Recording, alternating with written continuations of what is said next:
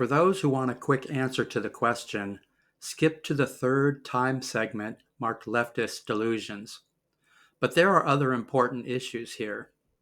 The far left may be one of the most ignorant groups in America. Their protests in the week of 10/15 show that clearly. Yet running neck and neck are Republican voters.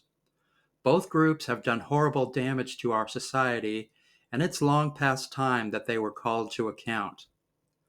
For that to happen, we have to know how they think. That isn't hard. Their words and actions over the last 50 years show exactly what's bouncing around in their subconsciouses. And this stuff is documented, both in the media and the historical record. As shown by their history, Republicans are selfish, hateful, and ignorant. Conservative low culture was brought to this country from the British Highlands in the 18th century. It features clan hatred, personal violence, greed and exploitation, contempt for learning and industry, and other virtues. The effect on this on African Americans has been well documented by Thomas Sowell. As a corporate retainer, he doesn't mention its influence on the Republican Party. Yet the values of the inner city also appear in Confederate history and in the present crop of conservative voters. Confederates fought a bloody war to keep their slaves. They spent the next 100 years terrorizing black people. After the Civil Rights Movement, the moral majority tapped into that hatred to demonize all minorities and divide the electorate. Since then, Republicans have voted for deficits and against social services. That includes the supply side and free market ideologies dreamed up in the university and marketed by corporate media. They signed on to globalism, sedition, and the anti-vax campaign.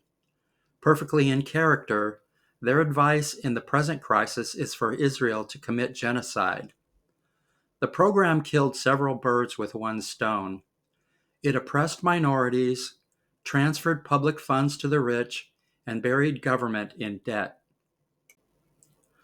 The far left, meanwhile, are lazy, self-righteous, and ignorant. The proof is also in their history. They didn't get the basic quota of hugs, and they responded with hatred for society. This was exploited by the media and university, where they learned cherry-picked history and a long list of anti-American lies. These devolved into the simplistic formula that rules their thoughts and actions. It goes like this. All minorities are oppressed, everything they do is justified, and we have a duty to support them no matter how violent, destructive, and irrational they are. The corollary is that wrecking society itself is justified if there's a snowball's chance in hell of upsetting the white devil. Ruled by this dogma, the left voted for Nader and put W in office, openly admitting their aim to dismantle society. Needless to say, the plan worked like a charm.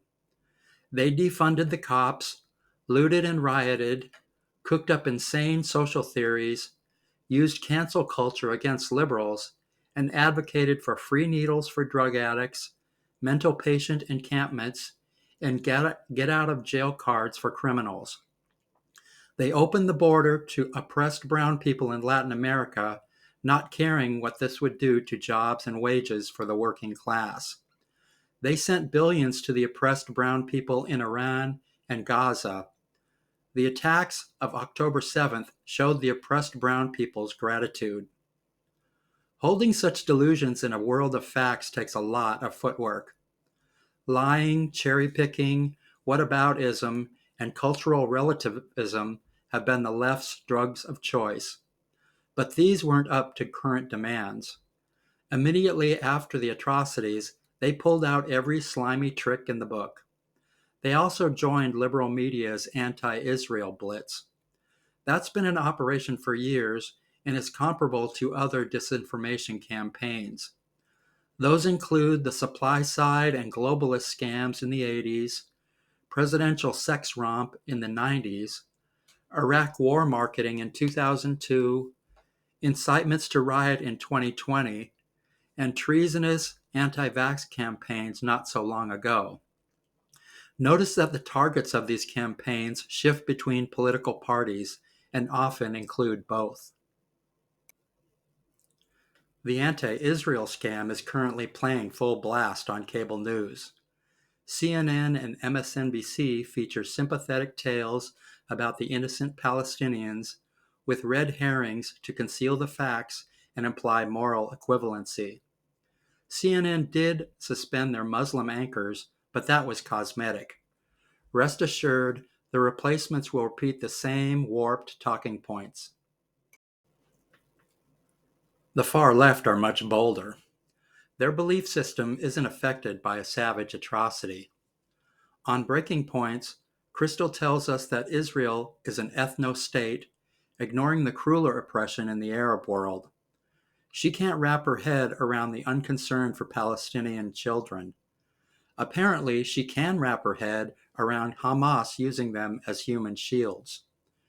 She mentions illegal settlement, colonization, racist psychopaths on the Israeli spectrum, apartheid conditions, and open-air prison. These are bald-faced lies in tune with university fabrications. They're designed to conceal the facts.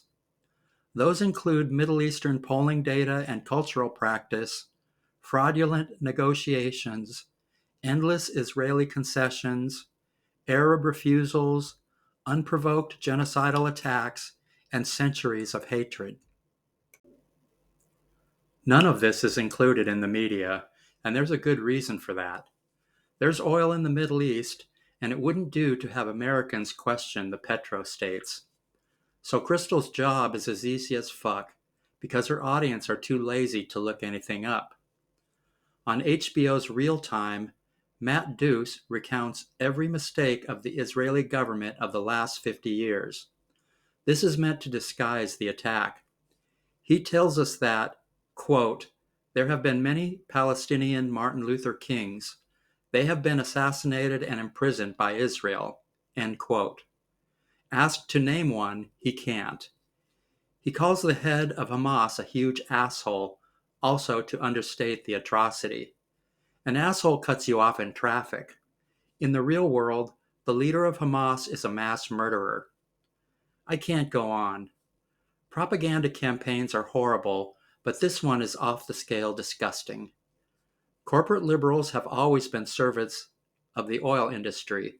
As a rule, they're hopelessly corrupt and know exactly what they're doing.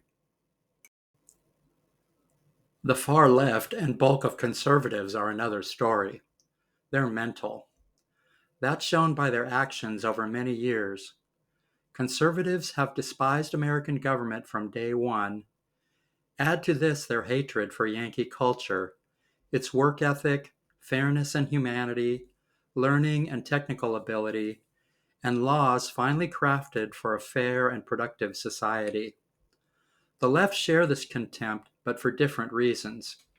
In case it wasn't made clear, both the right and far left have a core of hatred for society.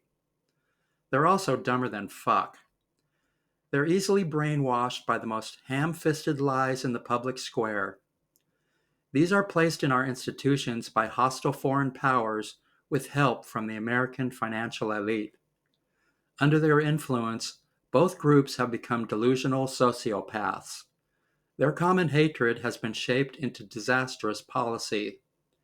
Pandering to the oppressed brown people in Gaza and Iran is the latest example. They have to be stopped. To do that, decent people have to take action.